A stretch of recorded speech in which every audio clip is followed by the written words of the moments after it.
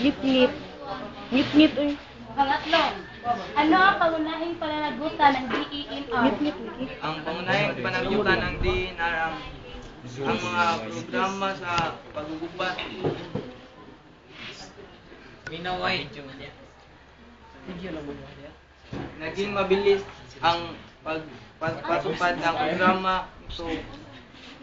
Bunga ng paglunsad ng mga proyekto tulad ng mga industriya, tree plantation or taniman ng puno para sa industriya, sama-samang taniman ng mga puno at programa forest management program. Isa itong programa na binubuo ng 14 na ahensya ng pamahalaan, ang mga organisasyong sibiko. Dance at the camera. Sila. Pang-apat, saan nauukol ang pagpapatupad ng batas para mapangalagaan ang kagubatan?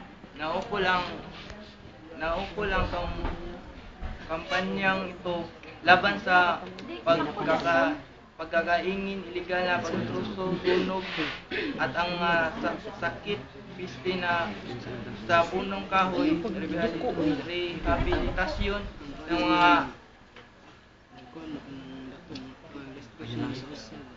watershed at panghala sa mga nanirahan sa kagubatan. Huling tanong, paano naman pinamahalaan ng DENR ang yamang mineral?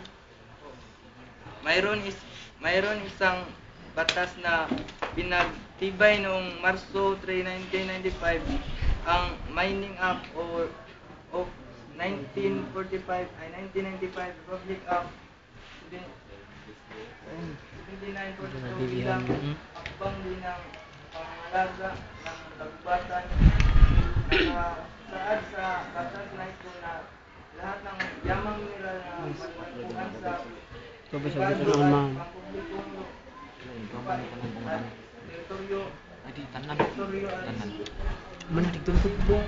pang-ekonomiyang tuna ng Republika ng Pilipinas.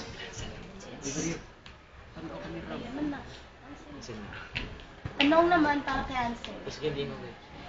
Una, anong ahensya ang binigyan ng katungkulan para mapamahalaan, mapaunlad at gamitin ng maayos ang pangisdaan at yamang tubig ng bansa?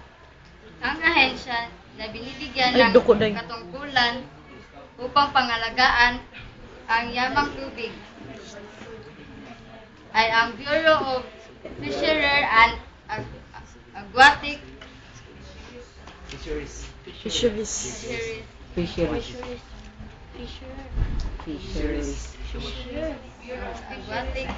Aquatic Resources o BFER. Pangalawa, ano namang organisasyon ang itinatag noong 1967 ng 6 na bansa? Ang tinatag ng 6 na bansa ay ang Southeast Asian Fisheries Development Center o CFDEC. Kabilang ang Malaysia, Pilipinas, Singapore, Thailand, Vietnam at Japan. Sa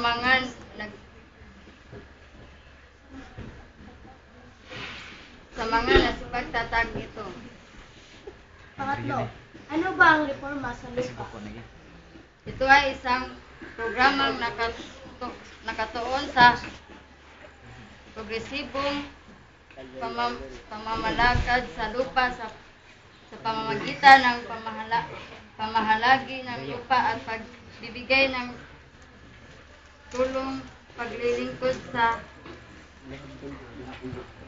mga beneficiary upang mapabilis ang antas ng kaunlaran sa mga puong rural.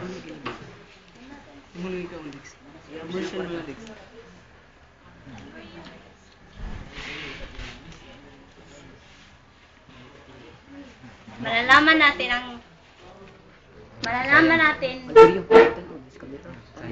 ang kasaysayan informa sa lupa mamaya. Alis.